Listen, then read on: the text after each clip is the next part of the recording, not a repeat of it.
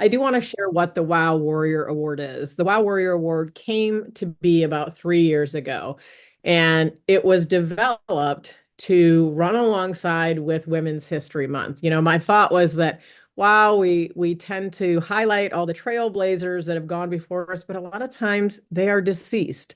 It's very hard for a woman who is trying to stand up and stand out and feel powerful and follow a great example when they're no longer here.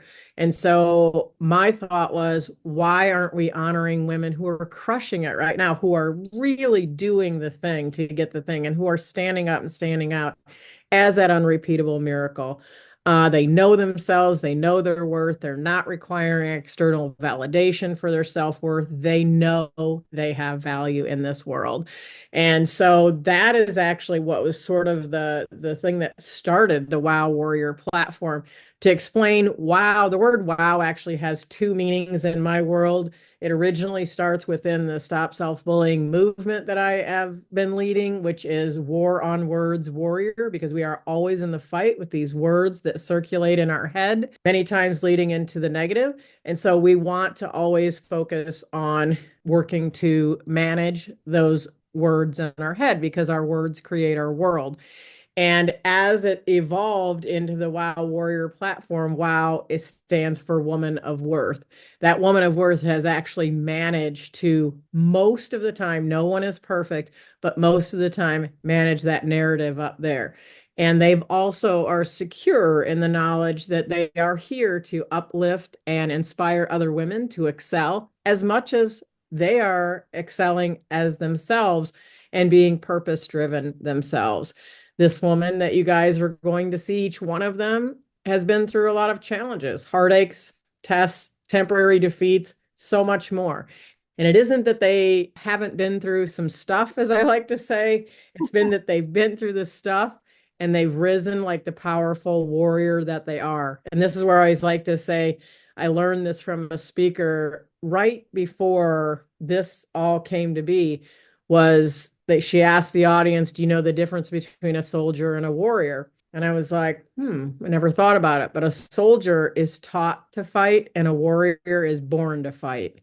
And that's how I knew that that word was, and I had already had that word attached to wow, but it took on a bigger meaning, because that language that we fight sometimes in our own head and sometimes that other people try to put on us externally, is that wow warrior understands that they have a choice in what goes on up here, but they are always in that fight for their worth. They know their worth. They are not confused about it at all. They know their value, and they navigate those self-bullying tendencies like a champion. The other thing that you will find about a wow warrior is that she has surrounded herself with others who will call them on it when she slips, as we will, because we are not perfect. But they have curated a network of powerful women who will say, what did you say about yourself? They will call you to the carpet for it. And they surround themselves with the strong women like you're going to see today. This is one of the reasons why I said, please connect with these women. They are far into that journey and they are able to have that hand to say, hey, wait, you know what? Let's talk about this. You need to know you control that narrative up here, but they'll call you on it. They'll be your best cheerleaders. Everyone in here is a cheerleader for one another. I've been watching it throughout the entire year. And as you listen to these 2024 honorees today, you're going to see a very common thread with these women. They're going to have all of these characteristics that I just talked about, and always there to uplift and inspire. And they know that that's part of why they're here, that that's part of their gift as a wow warrior. So without further ado, we are going to see a short video of all of the honorees. And as I said, not all of them were able to be here today. After that, we're going to bring our speakers up to the stage. So.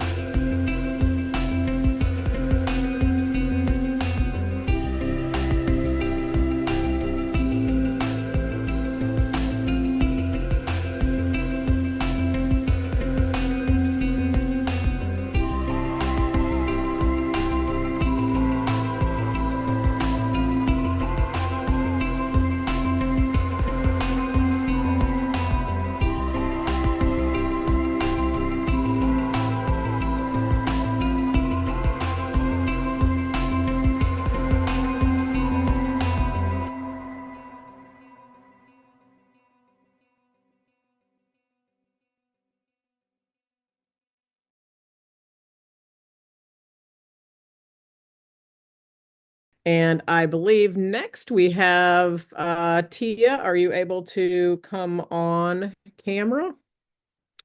Not quite on camera, but I can come off mute. Can you hear All me? right. Yeah, that's okay. I think Tia is at work and she's just going to share with us. Tia Monae is a CEO, which I love, and a grant writer, but she is so much more than that. She has her own not-for-profit that she actually helps children with tremendously, and it's an honor to know her and to serve alongside her in multiple things here in the community in Springfield, Illinois, as well. She's actually one of the local WOW warriors. So, Tia, you have your 5 minutes. So tell us about what you are, who you are, what you do. Awesome. Thank you so much, Sherri, for this opportunity. And hello, everyone. My name is Tia Monae.